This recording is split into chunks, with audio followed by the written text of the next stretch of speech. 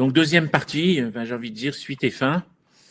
L'arrivée des époux à Nazareth. Donc, vous avez vu la carte. Voilà, ils vont mettre 4 jours. Ils vont arriver à Nazareth. Et là, vous verrez dans la scène, Marie écarquille les yeux, plisse les yeux, essaie de faire correspondre ses souvenirs de petite fille de 3 ans quand elle a quitté Nazareth, avec ce qu'elle voit, tout le village, toute la ville lui fait la fête. Joseph, très fier de lui montrer la maison dans laquelle il a travaillé, la rénovation du jardin, etc. Et il y a une scène, à mon avis, qui est importante pour bien comprendre. Donc maintenant qu'on a vu comment Dieu s'y est pris pour les mettre en présence, on va passer à un autre aspect de Joseph, de son histoire, c'est sa passion, la souffrance qu'il va devoir endurer. Et au moment de rentrer dans la maison, où il lui présente la maison dans laquelle elle va rester seule, puisqu'ils ne sont pas encore mariés, il lui dit, à présent sur ce seuil, je veux de toi, j'attends de toi une promesse, que n'importe quelle chose survienne ou qui t'arrive, tu n'aies d'autre ami que moi, d'autre aide vers qui te borner que vers Joseph, et que pour aucun motif, tu n'aies à t'enfermer dans ta peine. Je suis tout entier à ta disposition, rappelle-toi, ce sera là ma joie de rendre heureux ton chemin, puisque le bonheur n'est pas toujours en notre pouvoir, au moins de te le faire paisible et sûr. Et devant cette demande, avant de passer le seuil de la maison, Marie répond, je te le promets, Joseph, et je te le dis tout de suite, c'est une promesse qu'elle ne pourra pas tenir. Et cette promesse va contribuer aussi à la souffrance de Joseph et à ce qui va s'en suivre. Alors cette petite maison de Nazareth, dans la scène, on la voit vraiment très bien. Elle est bien décrite, tant du point de vue de son jardin que de l'intérieur. Et juste très rapidement, mais pour ceux que ça intéresse, voilà, on a toujours dans le livre Walter Taferi, on a des dessins, on a des esquisses, mais on a aussi des représentations des pièces. Donc ici, vous voyez la petite maison de Nazareth, la pièce principale. Vous voyez le métier à tisser de Marie, donc qu'elle tenait de sa mère. Au fond, le verger et la chambre de Marie.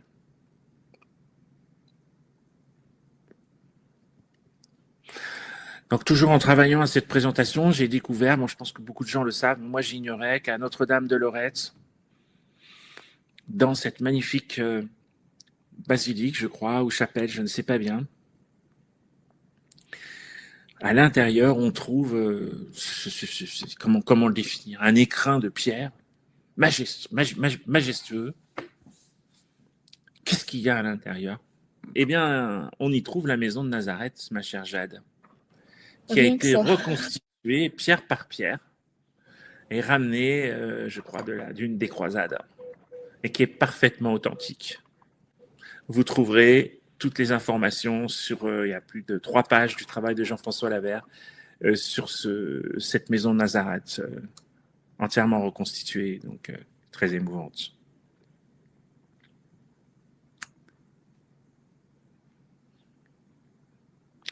Voilà les pierres. Des pierres qui ont vu beaucoup de scènes qui se sont passées, et notamment l'Annonciation. Parce que pour aller à la Passion de Joseph, pour bien la comprendre, on va devoir passer par l'Annonciation. Alors là, j'en demande pardon par avance aux auditeurs, aux auditrices de Au Cruz. Je ne vais pas pouvoir rentrer aussi profond et donner autant de détails que précédemment. Donc, qu'est-ce qui se passe ensuite? Il faut lire. Mais on comprend que Marie, elle prend donc possession de la maison de ses parents, et comme les noces ne sont pas annoncées, vous voyez, d'ailleurs, on a une scène qui est très révélateur. Je vais vous la lire d'ailleurs. Alphée, quand Marie arrive là, quand ils sont devant la maison, après la scène où il lui demande cette promesse, et Alphée, il dit, mais comment vous ne faites pas les noces cet été? Et Joseph répond à son frère, non. Marie souhaite filer les étoffes de laine, la seule chose qui manque à son trousseau, et j'en suis personnellement heureux. Marie est si jeune que ce n'est rien pour nous d'attendre 1 an ou plus. En attendant, elle s'adaptera à la maison. Vous voyez, pour comprendre que pour son frère, pour Nazareth, c'était étonnant que les noces soient repoussées. Mais évidemment, le secret qui les liait n'était connu que d'eux. Donc ça pouvait paraître surprenant vu de l'extérieur. Alors elle fait, il dit, oh, mais tu as toujours été un peu différent des autres et tu le restes. Je me demande qui n'aurait pas hâte d'avoir pour femme une fleur comme Marie. Mais toi, tu sembles indifférent, tu laisses passer des mois et des mois. Et Joseph lui répond, joie longuement attendue n'en est que plus intensément savourée, répond Joseph, avec un fin sourire. Son frère hausse les épaules et lui dit, et alors, quand comptes-tu penser aux noces? Quand Marie aura 16 ans, après la fête des tantes, les soirées d'hiver paraîtront bien douces aux nouveaux époux. Et il sourit encore, en regardant Marie. C'est un sourire d'entente secrète, plein de douceur, d'une consolante chasteté fraternelle.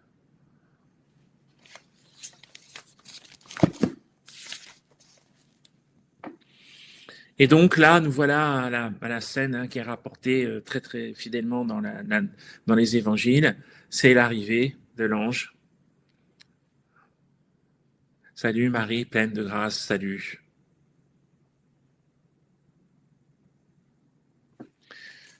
Et là, eh bien l'ange lui dit ce que l'on sait tous, n'est-ce pas? Ne crains pas Marie, le Seigneur est avec toi, tu es bénie entre toutes les femmes. Donc Marie a peur, ne crains pas, je suis l'archange, je suis Gabriel, l'ange de Dieu. Mon Seigneur m'a envoyé à toi, ne crains pas car tu as trouvé grâce auprès de Dieu, etc. Vous avez tous lu ça. Par contre, donc cette scène est à l'identique, vous verrez évidemment plus de détails, mais elle est à l'identique des évangiles. Par contre, il y a une phrase qui est une question que va poser Marie à l'ange, qui n'est pas dans les évangiles, et que je pense, Jade, ainsi que nos auditeurs, auditrices, vous allez parfaitement en comprendre le sens.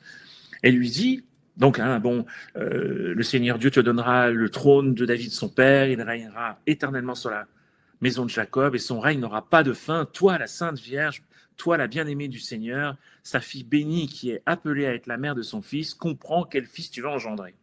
Et Marie lui dit, qui est une question tout à fait logique, comment cela peut-il se faire puisque je ne connais pas d'homme? Ça, c'est la question qui est posée dans les évangiles. Mais il y a une autre partie de sa question qui dit, est-ce que le Seigneur Dieu n'accueille plus, ne veut plus de l'offrande de sa servante et ne veut plus que je reste vierge par amour de lui? Eh bien oui, en effet, puisque après la branche en fleurs, les fiançailles, Marie avait tout lieu de croire et de penser que le ciel adoubait son sacrifice de vie de mère. Et voilà soudain, que par l'entremise de l'ange Gabriel, il lui dit qu'elle va avoir un fils. Donc c'est tout à fait naturellement qu'elle lui dit, mais il veut plus de mon sacrifice, il veut plus que je reste vierge. Et là, on comprend encore mieux ce qu'on trouve dans les évangiles. Et l'ange lui répond, ce n'est pas par l'action d'un homme que tu seras mère, Marie, tu seras la Vierge éternelle, la Sainte de Dieu. L'Esprit Saint descendra en toi et la puissance du Très-Haut te couvrira de son ombre. C'est pourquoi celui qui naîtra de toi sera dit saint et fils de Dieu. Tout est possible au Seigneur notre Dieu. Élisabeth, la femme stérile, a conçu dans sa vieillesse un fils qui sera le prophète de ton fils, celui qui préparera le chemin.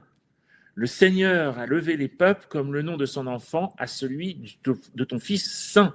Jusqu'à la fin des temps, les nations vous diront bienheureuses en raison de la grâce du Seigneur qui vous a été accordée, et tout spécialement à toi, ainsi qu'aux nations par ton intermédiaire. Élisabeth en est déjà à son 6e mois, et le poids qu'elle porte fait monter en elle la joie, et plus encore quand elle connaîtra la tienne. Rien n'est impossible à Dieu. Marie, pleine de grâce, que dois-je dire à mon Seigneur? Qu'aucune pensée ne te trouble, il veillera sur tes intérêts si tu lui fais confiance. Le monde, le ciel, l'éternel attendent ta réponse.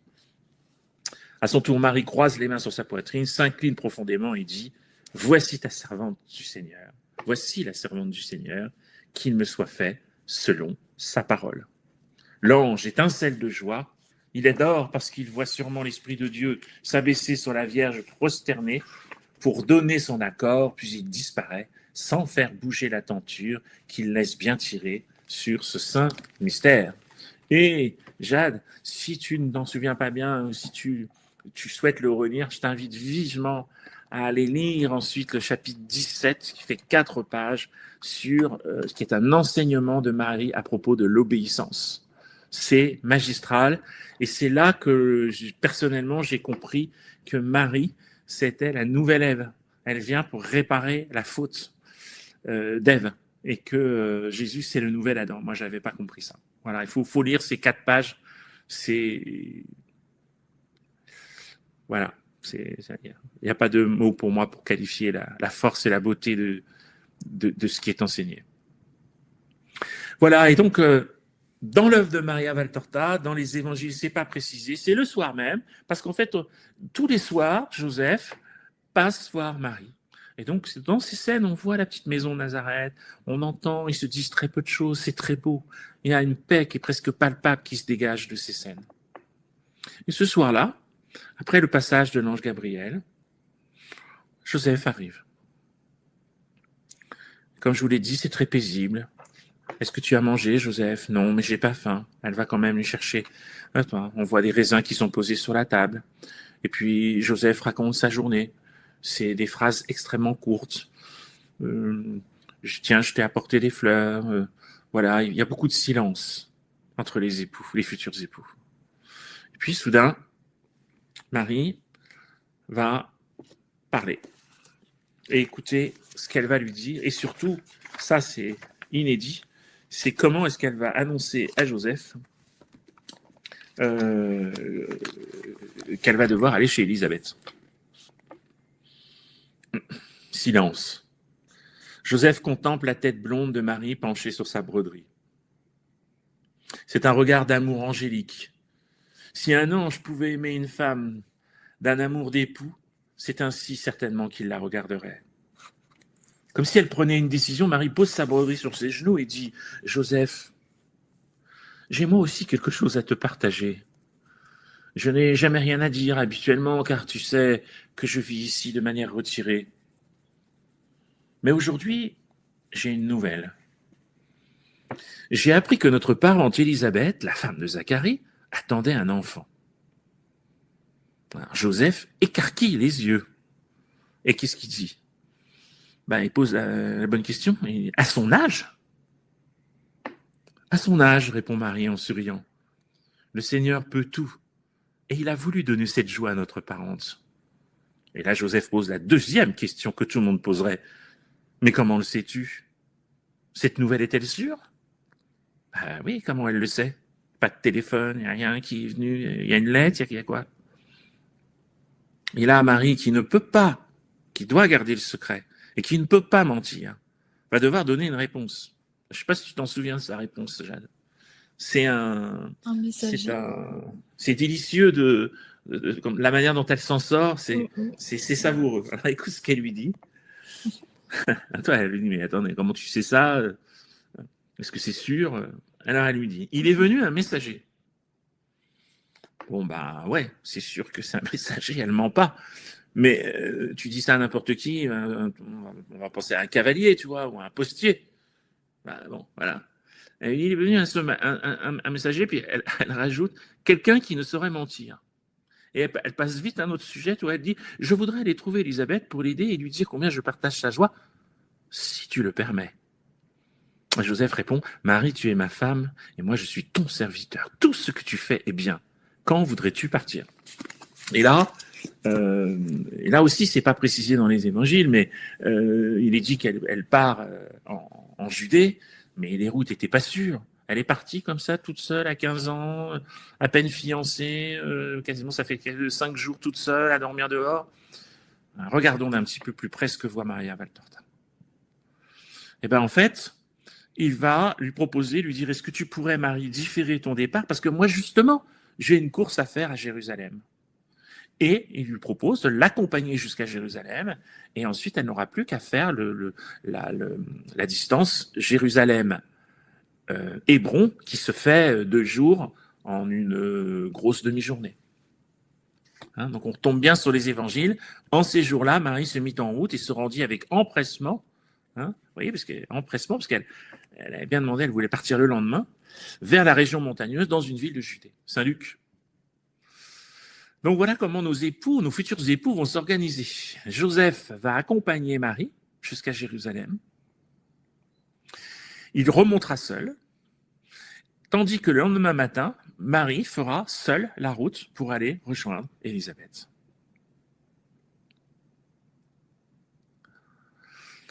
Alors là aussi, Jade, tu m'en voudras pas, j'accélère, je passe, il y a des très belles scènes de leur voyage.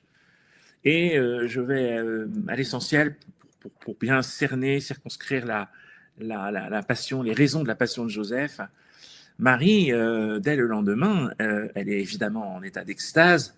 Elle est traversée, habitée par une joie inexprimable, dit-elle. J'ai retrouvé tous mes sens de la terre et la première pensée qui m'est venue, comme une épine de rose qui a traversé mon cœur enivré, fut la pensée de Joseph. Donc, qu'est-ce qu'elle veut dire par là, Jeanne? Elle veut dire comment Joseph va apprendre que je suis enceinte et comment il va le prendre. C'est une grande préoccupation de la Vierge Marie. Ensuite, on voit nos futurs époux qui arrivent à Jérusalem et qui vont passer une nuit, je crois, chez la famille de Zébédée, si ma mémoire est bonne. Et le lendemain matin, donc la nuit tombe, et le lendemain matin, vous verrez pourquoi, comment, etc. Il se trouve que Joseph croise un marchand qui, justement, se rend à Hébron. Et donc, il va lui confier sa fiancée et lui remontera seul à Jérusalem. Et Marie va faire la route seule. Vous verrez, je trouve que ce personnage dont on ne connaît pas le nom est assez attachant parce qu'il est très bavard. Alors, il n'arrête pas de jacasser sur l'âne sans se rendre compte qu'il aura fait un voyage quasiment d'une grosse petite journée, une grosse petite après-midi, demi-journée, je veux dire, sans savoir qu'il est à côté de la Vierge Marie et qui porte en son sein le Fils de Dieu. Chacun son destin. Vous verrez l'arrivée de Marie à Hébron et vous retombez donc sur les évangiles. Hein. L'enfant qui tressaille dans le ventre d'Élisabeth. Voilà, donc c'est parfaitement conforme aux évangiles et c'est évidemment, vous allez vraiment voir la maison d'Hébron. Vous allez apprendre force détails sur Élisabeth, sur leur relation, sur le séjour de Marie. C'est très intéressant. En fait, souvent, ce qui revient un peu comme un leitmotiv, elles sont toutes les deux soucieuses. Élisabeth, parce qu'elle est d'un âge très avancé et elle est déjà 6 mois et demi, 7 mois de grossesse. Et son inquiétude est de mourir en couche, compte tenu de son âge. Donc Marie, évidemment, la rassure, est très présente, l'écoute. Quant à Marie, l'épine qui lui traverse le cœur, c'est Joseph. Comment est-ce que le ciel va s'y prendre pour informer Joseph? Parce qu'elle sait que Joseph pourrait la soupçonner. Joseph pourrait absolument rien comprendre quand il la verra enceinte. C'est très intéressant de voir comment ces deux femmes sont liées par un destin unique, comment elles se soutiennent l'une l'autre. Vous assisterez à la naissance de Jean le Baptiste. Donc on retombe sur les évangiles. Quand fut accompli le temps où Élisabeth devait enfanter, elle mit au monde un fils, Saint Luc. Alors que ça a été une surprise pour moi quand j'ai lu le récit le poème de l'homme-dieu de Maria Valtorta, l'évangile tel qui m'a été révélé, c'est que compte tenu que c'était quand même Jean le Baptiste, celui qui allait annoncer la venue du Fils de Dieu, on aurait pu imaginer que l'enfantement allait se dérouler quand même de manière assez facile. Eh bien, pas du tout. C'est un accouchement douloureux, difficile, long, pénible, qui met Élisabeth face à une grande épreuve. Zacharias qui va faire nuit blanche. Mais bon, l'enfant va naître. Il est déjà très remuant. Et vous verrez, cette anecdote m'a touché. C'est Marie qui le prend dans les bras, qu'il cesse de pleurer. Vous assisterez bien sûr aussi, j'accélère un petit peu la cadence, c'est des très belles scènes à la circoncision de Jean le Baptiste. vous reverrez, revisiterez ces scènes des évangiles dans lesquelles Zacharias retrouve la parole, hein, il avait été puni par Dieu, il était aphasique au moment où il prononce le prénom. Voilà, vous reverrez tout ça.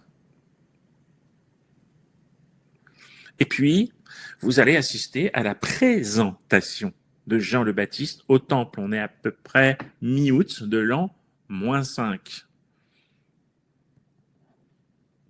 Alors, cette scène, elle est intéressante parce que elle est une sorte de répétition de ce que devra faire elle aussi Marie à son tour après la naissance de Jésus. Elle devra le présenter au temple. Et alors, vont avoir lieu les retrouvailles. Et en fait, Joseph va arriver en retard parce que quand Marie, quand la décision de partir de Hébron pour aller à Jérusalem est prise, Marie va envoyer un coursier à Nazareth pour prévenir Joseph de descendre pour faire la jonction, lui venant de Nazareth à Jérusalem pour assister à la présentation de l'enfant Jésus. Et Marie, elle, arrive avec la famille, de toute la parenté de la fratrie de Zacharie et de son épouse, Élisabeth. Et Joseph arrive en retard. Voilà, vous découvrirez pourquoi.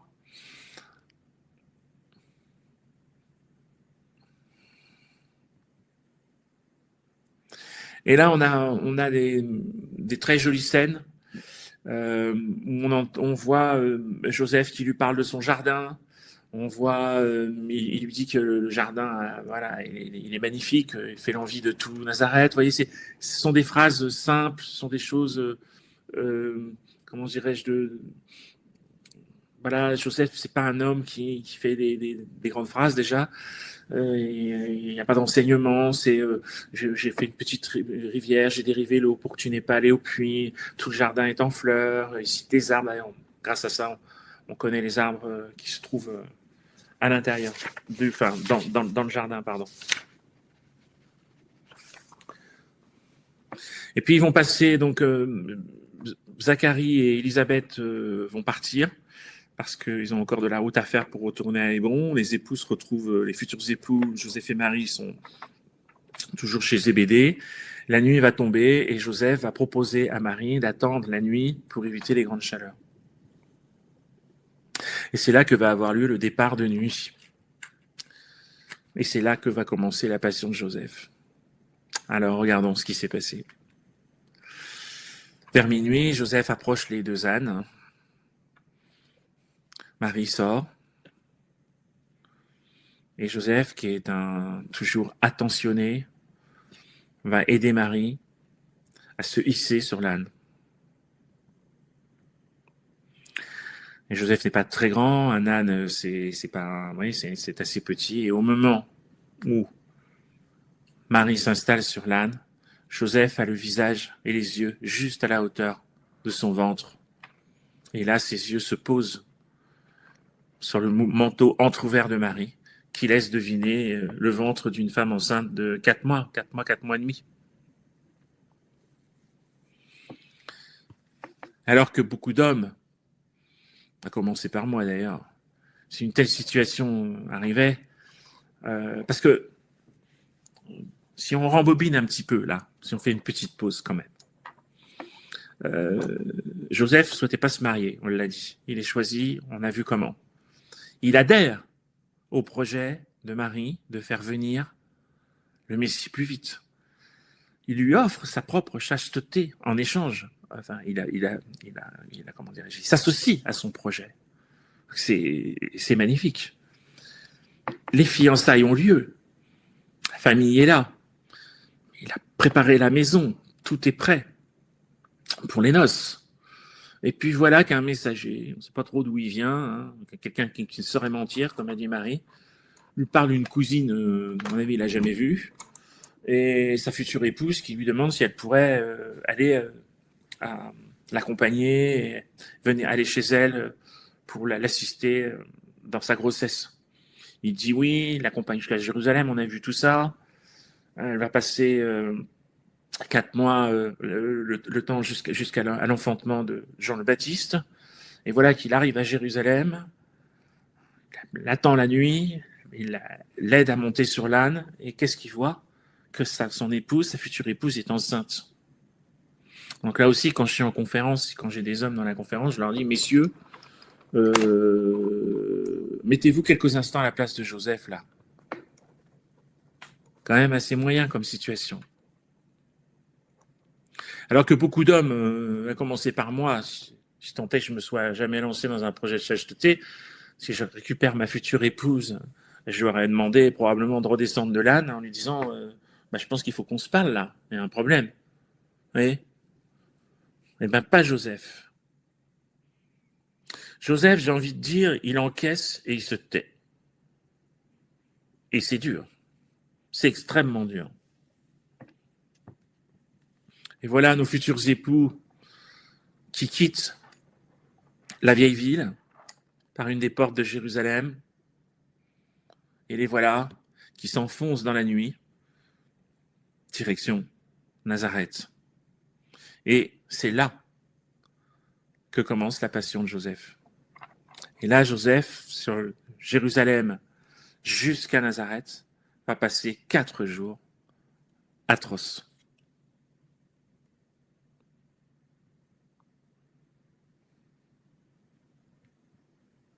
Vous imaginez l'ambiance. L'ambiance du retour.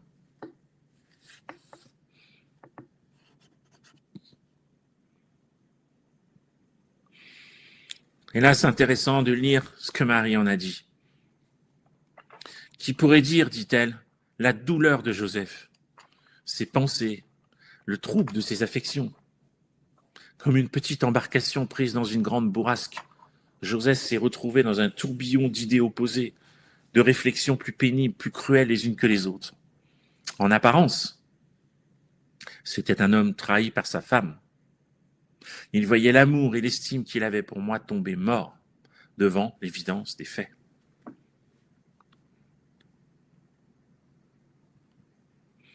Et elle ajoute, Joseph aussi a eu sa passion. Elle commença à Jérusalem quand il se rendit compte de mon état. Et elle ajoute, c'est uniquement par la sainteté de Joseph, mon époux, que cette passion s'est maintenue sous une forme tellement digne et secrète qu'elle est passée inaperçue au cours des siècles.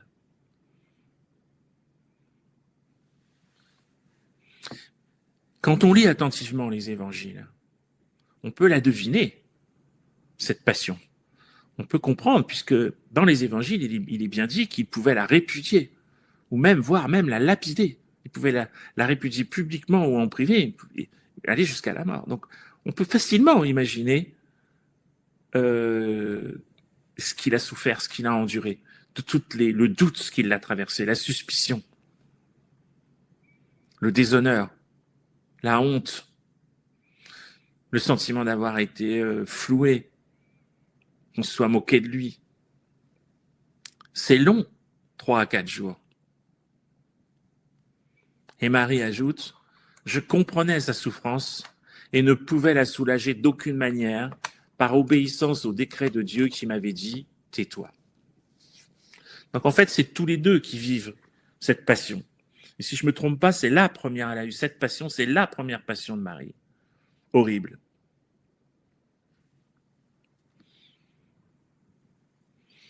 Et comme toute chose a une fin, ils finissent par voir à l'horizon Nazareth. Quel voyage. Quelle épreuve.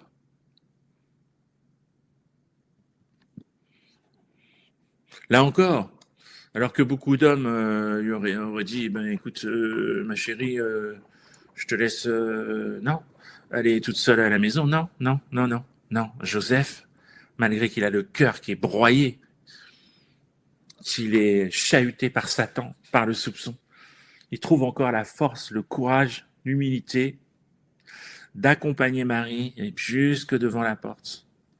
Et il va porter les bagages, il va de nouveau l'aider à s'installer.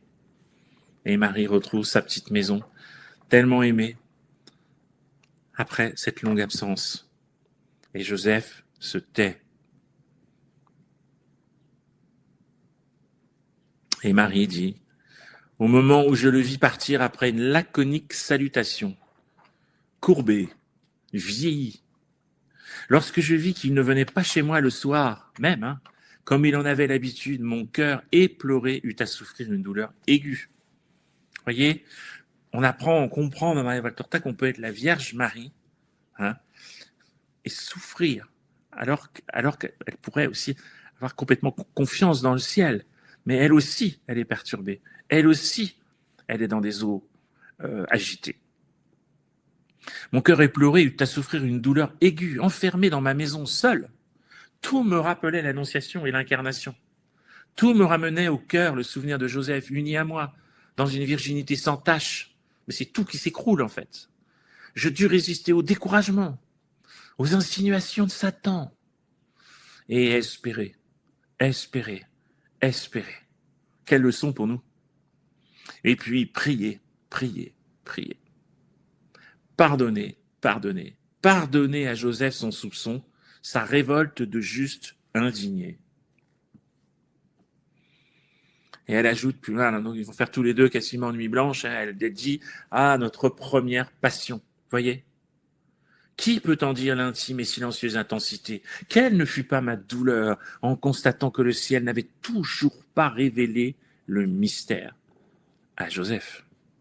Même Marie, elle doute, elle se pose des questions.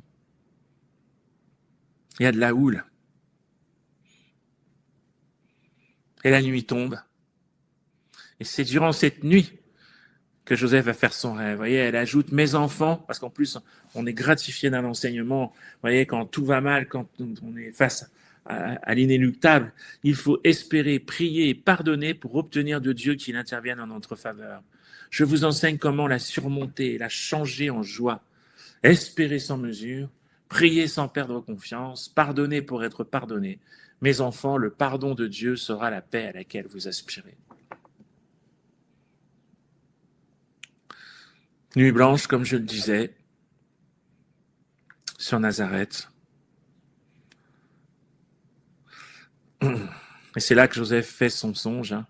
Joseph, son époux, qui était un homme juste, voilà, et ne voulait pas la dénoncer publiquement, décida de la renvoyer en secret. Quand je vous dis que quand on lit attentivement les évangiles, on imagine qu'il n'a pas fait ça de gaieté de cœur. Il s'apprêtait à faire ça, c'était pas la joie au cœur. Et donc là, après, on a le songe. Joseph, fils de David, ne crains pas de prendre chez toi Marie, ton épouse, puisque l'enfant qui est engendré et vient en elle vient du Saint-Esprit. Elle enfantera un fils et tu lui donneras le nom de Jésus.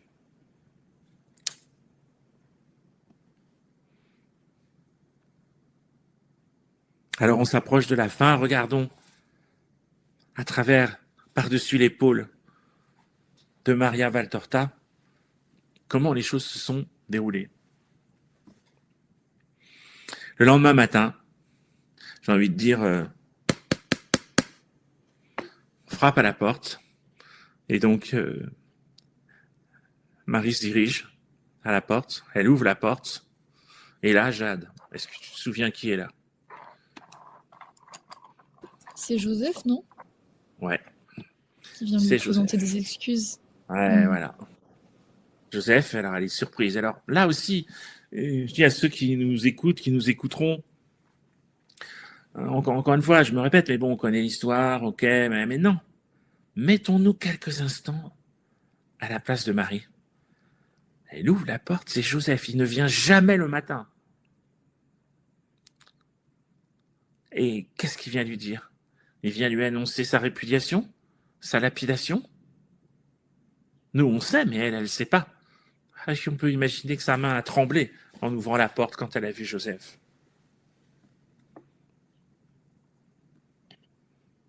Alors Joseph entre, et voilà ce qu'il va lui dire. Je vais vous lire ça, et quasiment on sera arrivé à la fin.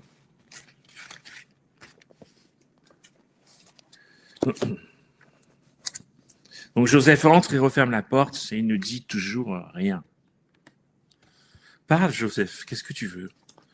Ton pardon, Marie. Il s'incline comme s'il voulait s'agenouiller, mais Marie, qui ne le touche habituellement qu'avec beaucoup de réserve, le saisit résolument par les épaules et l'en empêche. Le visage de Marie change plusieurs fois de couleur. Il est tantôt rouge, tantôt aussi blanc que neige. Mon pardon? Mais je n'ai rien à te pardonner, Joseph. Je dois seulement te remercier encore pour tout ce que tu as fait ici, en mon absence, et pour tout l'amour que tu me portes.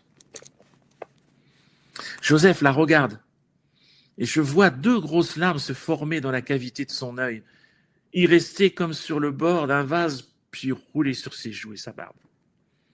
Pardon, Marie. Oui, pardon. J'ai manqué de confiance en toi. Maintenant, je sais, je suis indigne d'avoir un tel trésor. J'ai manqué de charité, je t'ai accusé dans mon cœur, je t'ai accusé sans justice, parce que je ne t'avais pas demandé la vérité. J'ai fauté envers la loi de Dieu en ne t'aimant pas comme je me serais aimé. Oh non, Joseph, tu n'as pas péché. Si, Marie, pardon. Si, Marie.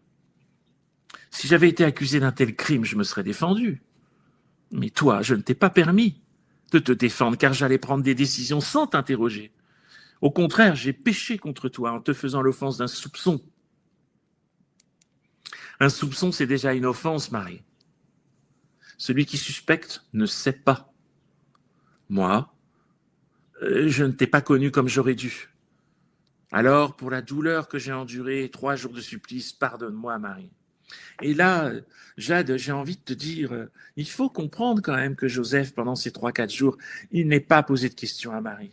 Puisque si tu te souviens bien, la première fois, quand il quitte Jérusalem à la fin de la cérémonie des fiançailles et qu'ils arrivent à Nazareth et devant, sur le pas de la porte de la maison, il lui fait promettre qu'elle ne gardera jamais quoi que ce soit qui puisse la faire des soucis, comment dirais-je, des craintes, des peurs, sans en parler à lui, comme à un frère, un ami, un mari. Et donc, Joseph, lui, il est resté sur cette promesse durant le retour. Donc moi, je comprends qu'il n'ait pas posé de questions, puisque Marie, elle avait promis de ne jamais rien garder pour elle. Mais comment il pouvait deviner que cette promesse était en quelque sorte annihilée par le sceau du secret du ciel? Alors là, il lui dit, je n'ai rien à te pardonner. Marie lui dit, c'est à moi au contraire de te demander pardon pour la souffrance que je t'ai causée. Et là, Joseph, quand même, il lâche un peu de son humanité et dit, ah oui, quelle souffrance, quelle souffrance. Regarde, ce matin, on m'a dit que j'avais des cheveux blancs aux tempes et des rides au visage. Ces journées m'ont fait vieillir de 10 ans. Mais pourquoi, Marie? Pourquoi as-tu été humble au point de cacher ta gloire à moi, ton époux, et permettre ainsi que je te suspecte? Et là, je pense qu'il doit faire référence à cette promesse qu'elle avait faite. Joseph n'est pas à genoux, mais il est si penché que cela revient au même. Marie pose sa main sur sa tête et sourit. On dirait qu'elle l'absout. Et elle dit alors, si mon humilité n'avait pas été aussi parfaite, je n'aurais pas mérité de concevoir le Très-Haut qui vient effacer le péché d'orgueil qui a détruit l'homme. C'est clair. Je n'ai fait qu'obéir. C'est Dieu qui m'a demandé cette obéissance. Une obéissance qui m'a tellement coûté. Pour toi, Joseph, pour la souffrance que tu allais éprouver. Mais il fallait que je me taise. Je suis la servante de Dieu et les serviteurs ne discutent pas les ordres qu'ils reçoivent. Ils les exécutent, Joseph, même si cela leur fait verser des larmes de sang. À ces mots, Marie pleure doucement, si doucement que Joseph, qui est incliné, ne s'en rend pas compte tout de suite, avant qu'une larme ne tombe au sol. Il lève la tête, et c'est bien la première fois que je le vois faire ce geste. Il serre les petites mains de Marie dans ses mains fortes et hâlées, et dépose un baiser au bout de ses doigts fins et roses, qui sortent comme autant de boutons de péché de l'étreinte des mains de Joseph. Il se redresse et il dit maintenant, il va falloir faire face parce que Joseph ne termine pas sa phrase. Il contemple le corps de Marie qui rougit comme une pivoine et s'assied pour ne pas exposer davantage ses formes au regard qui l'observe. Oui, il faudra faire vite. Je viendrai ici. Nous accomplirons le rite du mariage la semaine prochaine. Est-ce que ça te va, Marie? Tout ce que tu fais est bien, Joseph. Tu es le chef de famille. Moi, je suis ta servante. Non, Marie, c'est moi qui suis ton serviteur. Je suis le bienheureux serviteur de mon Seigneur qui grandit dans ton sein. Tu es bénie entre toutes les femmes d'Israël. Nous aviserons ta parenté ce soir même. Et après, quand je serai ici, nous travaillerons, toi et moi, pour préparer tout à sa venue. Et là, d'un seul coup, Joseph, il est saisi, il est foudroyé. Il dit, ah, comment recevoir Dieu chez moi? Tenir Dieu dans mes bras? Mais je vais en mourir de joie, je ne pourrai jamais le toucher. Et là, c'est Marie qui vient à son secours, qui vient le consoler, qui lui dit, tu le pourras, comme moi, avec la grâce de Dieu. Mais toi, c'est toi, Marie, moi je ne suis qu'un pauvre homme, le plus pauvre des fils de Dieu. Jésus vient pour nous, Joseph, les pauvres, pour nous rendre riches en Dieu. Il vient chez nous deux parce que nous sommes les plus pauvres. Réjouis-toi, Joseph. La race de David a le roi qu'elle attendait, et notre maison va devenir plus somptueuse que le palais de Salomon. Le ciel y sera présent et nous partagerons avec Dieu le secret de paix que les hommes connaîtront plus tard. Il grandira au milieu de nous, nos bras serviront de berceau au Rédempteur qui s'annonce et notre fatigue lui procurera sa nourriture. Ô Joseph, nous allons entendre la voix de Dieu nous appeler Père et Mère. Ah, Marie pleure de joie. Ce sont des larmes de bonheur. Joseph, agenouillé à ses pieds désormais, pleure lui aussi. Sa tête est presque cachée dans l'ample vêtement de Marie qui descend en plis sur le pauvre carrelage de la pièce. Et la vision s'arrête là. Quelle épreuve! Et on pourrait se demander à ce stade, pourquoi le ciel inflige une telle épreuve à Joseph et à Marie?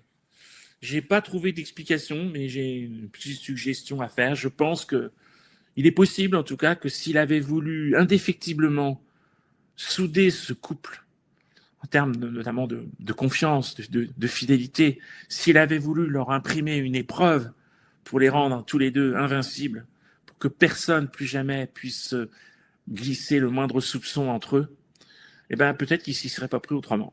C'est clair que cette épreuve a été terrible pour les deux, à commencer par Joseph, mais qu'ensuite, quel couple extraordinaire, quel couple indestructible ils vont former, et tu sais qu'ils vont en avoir besoin parce que les épreuves sont pas finies. Et donc, dans les minutes qui me restent, j'ai envie de vous dire, pour découvrir le reste, eh bien, lisez. J'espère que le peu que j'aurai partagé avec vous donnera envie à ceux qui ont déjà lu de relire, qu'on gagne beaucoup à relire les textes. Plus on le lit, plus c'est beau. Et pour ceux qui n'ont pas lu, eh ben de découvrir. Donc moi, je vous ai amené jusqu'à Nazareth, mais j'ai envie de vous dire, il y a encore plein de choses magnifiques à découvrir. Hein, notamment, là, ils pourraient penser que leur épreuve est terminée, qu'ils vont pouvoir avoir une vie paisible jusqu'à la naissance du Christ. Tout le monde sait bien que non. Mais d'un seul coup, il va arriver, quelques mois après, Marie est enceinte quasiment de 8 mois et demi, 9 mois. Joseph passe devant la synagogue et il voit un édit de recensement. Et donc là, il arrive affolé chez Marie, à la maison Nazareth, en lui disant « Marie, c'est terrible, on est en plein hiver, il faut partir à Bethléem. » Et regardez ce que dit Marie.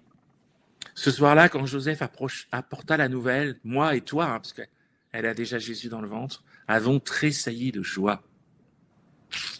C'était l'appel.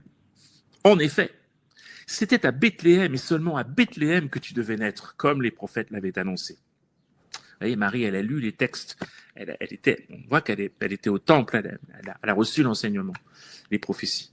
Ce décret imprévu, dit-elle, fut comme une pitié du ciel pour éteindre chez Joseph jusqu'au souvenir de son soupçon. C'est pas magnifique, ça?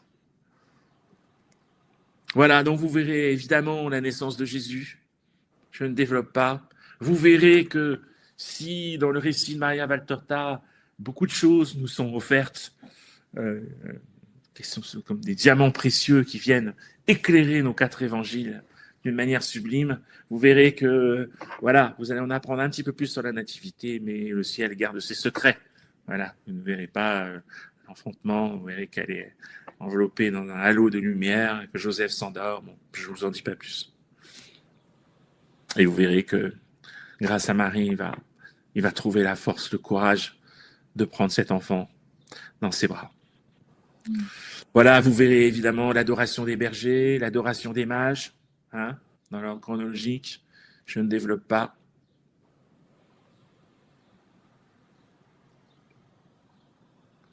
Vous verrez la présentation de l'enfant Jésus au temple. Et d'ailleurs, à ce propos, dans les travaux de l'énigme Valtorta, on pose la question de savoir ce fameux Siméon, hein, lors de la présentation de l'enfant Jésus au temple dans les évangiles, qui prend l'enfant dans ses bras, qui est un vieillard, et qui dit qu'il sera un signe de contradiction, etc.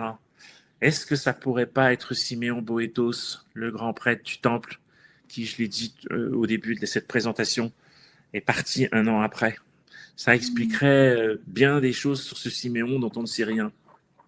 Et notamment, on ne comprend pas pourquoi il est présent à la présentation, qui est quand même quelque chose de assez intime. Vous verrez évidemment, bien sûr, la fuite en Égypte. Vous verrez comment Joseph fait son deuxième songe. Et vous verrez, c'est ça aussi qui est passionnant dans le tome 1, c'est, je le disais en début de présentation, comment Joseph s'embrase spirituellement. Et quand Marie pleure à l'idée, une fois de plus, de devoir reprendre la route, une fois de plus, de devoir abandonner cette petite maison de Nazareth à laquelle elle est tant attachée, Joseph, la voyant pleurer, lui dit, même si on abandonnait tout, on aurait quand même tout car nous l'avons lui. Là, on voit à cette phrase que Joseph, il a pris la mesure de l'importance, de l'ampleur de ce qu'il aurait demandé. Et là aussi, il n'est encore, même s'il est monté très haut, encore qu'un homme. On peut imaginer le poids qu'il a sur les épaules, la responsabilité qui pèse sur lui à partir du moment où il sait que c'est le Fils de Dieu dont il a la charge. C'est pas déjà avoir la charge d'un enfant, c'est lourd, mais avoir la charge d'un enfant qui est le Fils de Dieu, bon. Vous verrez donc aussi des épisodes de sa vie cachée. Je ne développe pas. C'est bouleversant. Vous verrez comment Joseph va lui faire des petits outils et comment, grâce à Maria Valtorta et à son sacrifice, on a des éclairages tout à fait vivifiants, tout à fait inspirants sur cette fameuse vie cachée. Vous verrez, voilà, il faut lire, hein, le temps qui passe, Joseph qui vieillit, Jésus qui grandit. Voilà, c'est rythmé par un certain nombre d'épisodes et de scènes qui sont vraiment vivifiantes. Alors là, pour le coup, vous verrez des scènes qui se passent en Égypte et vous verrez aussi des scènes qui se passent donc après, quand Hérode est mort, quand ils vont revenir ensuite à Nazareth. Et à l'occasion de ces scènes, un peu comme dans la maison de Nazareth, on apprend beaucoup sur qu'est-ce que c'est une famille avec un vrai papa, une vraie maman. Et il y a beaucoup d'enseignements. Et vous pourrez aussi trouver des choses extrêmement riches et, comment dirais-je, inspirantes quand Jésus, plus tard dans l'œuvre, raconte ses souvenirs d'enfance et parle de ses parents. Voilà. Je pense que notre monde qui est complètement déboussolé, qui n'a plus aucun repère aujourd'hui, a besoin d'entendre ces paroles. Donc voilà pour la vie cachée, et puis vous assisterez, bien sûr, je l'ai dit en préambule, à la mort de Joseph. Et ça, la mort de Joseph, quand je suis en conférence, je n'en parle pas, je l'évoque comme je le fais là maintenant avec vous. C'est page 287, c'est le chapitre 287, page 287, c'est le chapitre 287. Et non, page 287, soyons précis, voilà. Oui, c'est ça. Voilà. C'est page 287. C'est ça, et c'est le chapitre 42. Et ça, s'il faut prendre le livre, il faut se mettre seul et le lire, voilà, seul à seul, si je puis dire. Tellement c'est fort. Vous allez tout voir. Et vous allez entendre les prières, les psaumes qui sont récités jusqu'au dernier souffle de Joseph par Marie et par Jésus.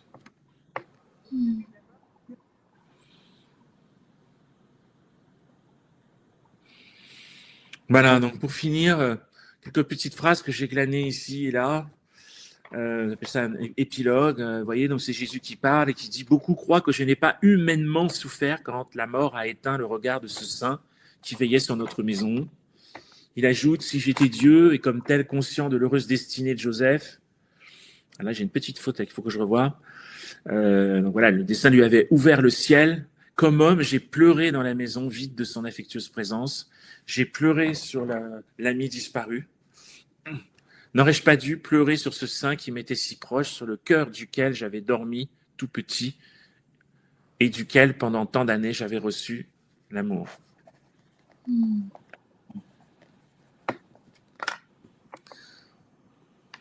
Ou encore celle-ci, c'est Marie. Ceux qui s'imaginent que l'amour... Non, c'est Jésus.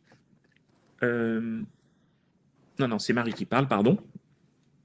Ceux qui s'imaginent que l'amour de Marie pour son époux était relativement tiède, sous prétexte qu'il s'agissait entre eux d'une union spirituelle et non charnelle, sont dans l'erreur. Marie aimait intensément son Joseph. Elle lui avait consacré 30 années d'une vie fidèle.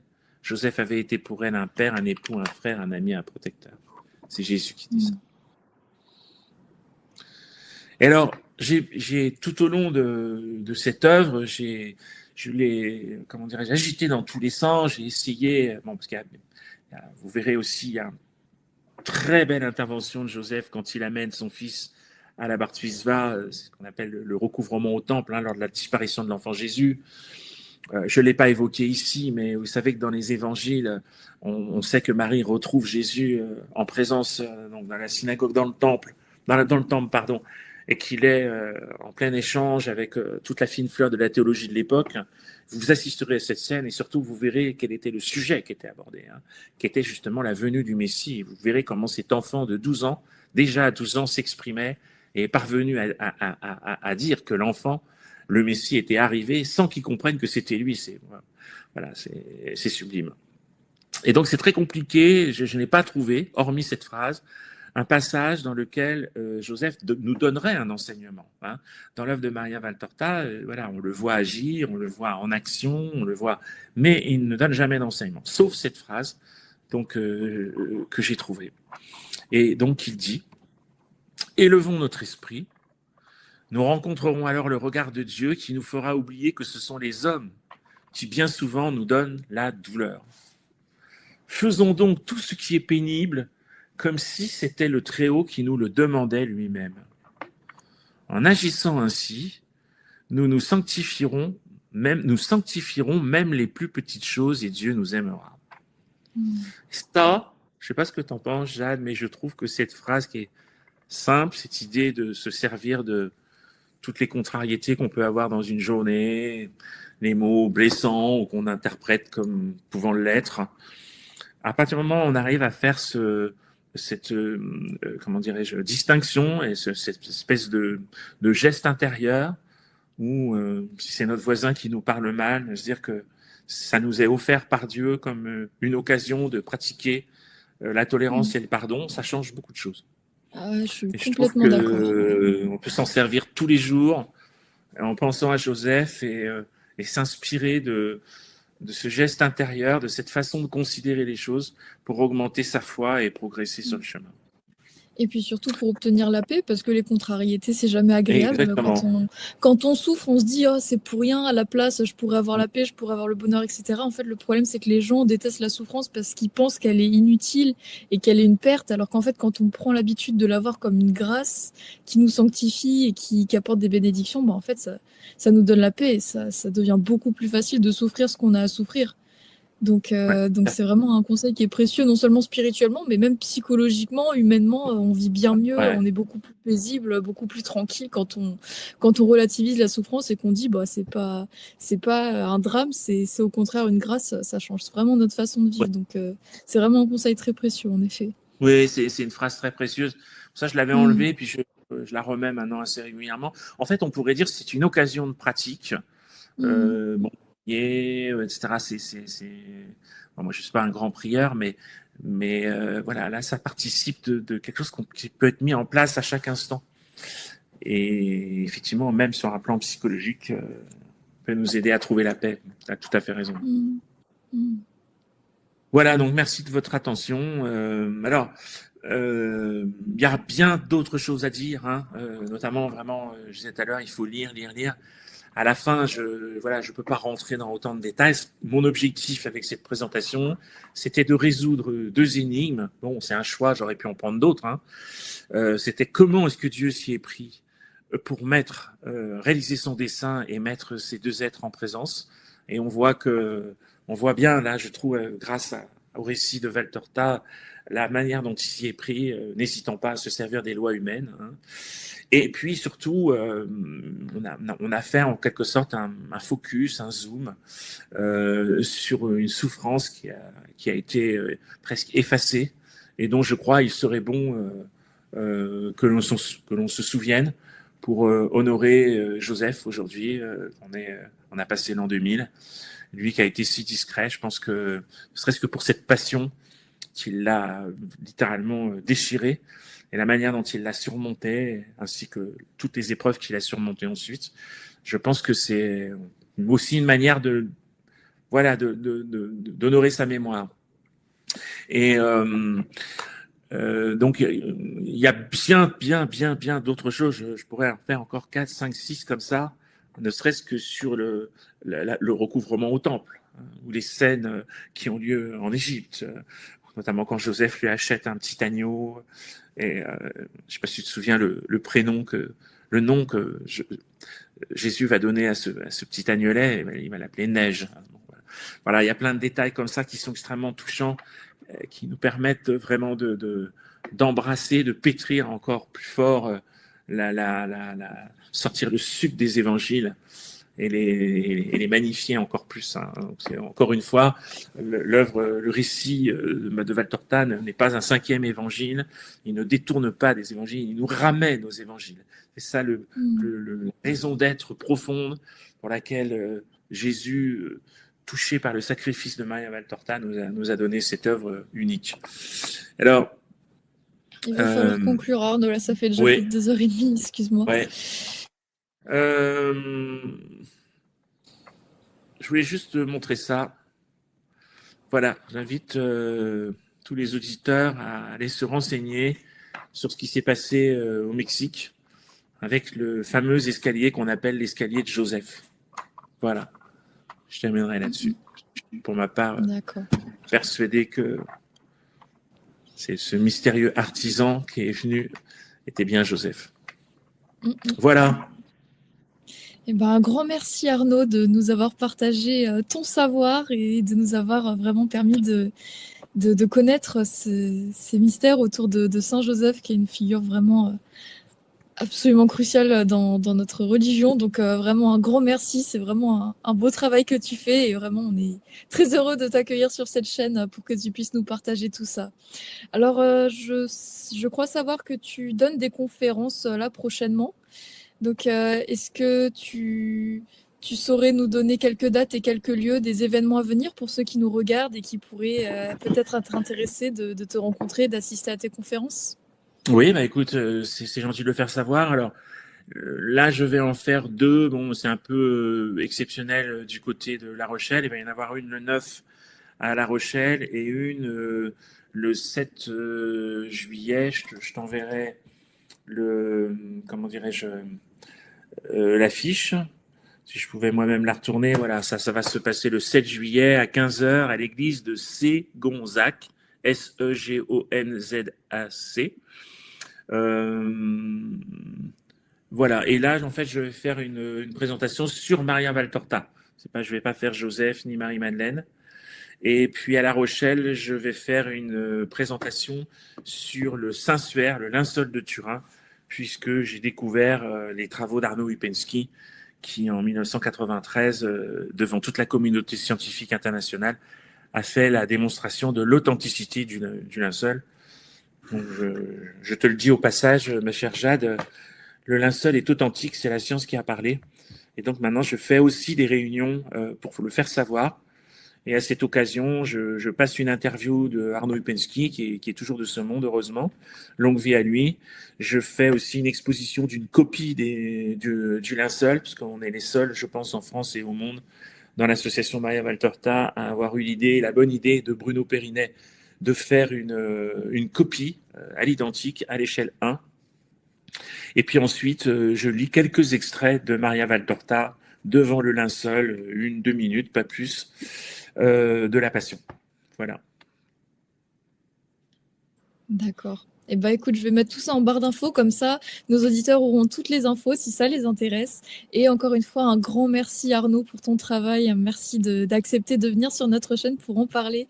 C'est vraiment très c'est avec précieux. joie. Juste une chose aussi, si les gens veulent venir à cette conférence, parce qu'après, ça va repartir en septembre, octobre. Là, je fais des tournées d'une semaine. Et donc là, c'est facile d'avoir le programme. Il est sur Chrétien Magazine ou d'aller sur le site de l'association Maria Valtorta, que j'ai montré tout à l'heure, pour pouvoir voir les dates exactes, les lieux, etc. D'accord. Et puis je précise aussi, je pourrais peut-être le montrer pendant que j'y suis, je vais remontrer ma carte de visite. Voilà, il y a des gens qui veulent m'écrire. Voilà, si je la trouve, ça serait une bonne chose. Voilà, non, elle n'est pas là. Je fais aussi une émission, mais bon, on en reparlera, qui s'appelle, voilà, ma carte de visite, qui s'appelle, tu vois, je l'ai mis ici sur YouTube, 1200 jours en Palestine. Et je vais justement, tout à l'heure, vers 17h, faire enregistrer le chapitre 65. Donc, en fait, j'ai à chaque fois 3 invités et on approfondit un chapitre. Voilà. Donc, il y en a à peu près, on en a enregistré une quinzaine. Et tous les mois et demi, 2 mois, on sort une nouvelle mouture. Donc, si parmi les auditeurs, les auditrices, il y en a qui veulent venir écouter, vous tapez 1200 jours en Palestine. Si vous voulez approfondir un chapitre, eh bien, vous venez nous rejoindre. Vos commentaires sont les bienvenus. Et vous pouvez mettre des pouces si vous pensez que ce travail présente un intérêt. Ça marche. Eh ben, merci à tous d'avoir d'être restés si longtemps pour nous écouter. Et puis, merci à toi aussi, Arnaud. Oui, tu pourras le mettre en 2 parties. Oui, on va s'en occuper. Et puis, je vous dis à la prochaine. Au Crook Savé, tout le monde.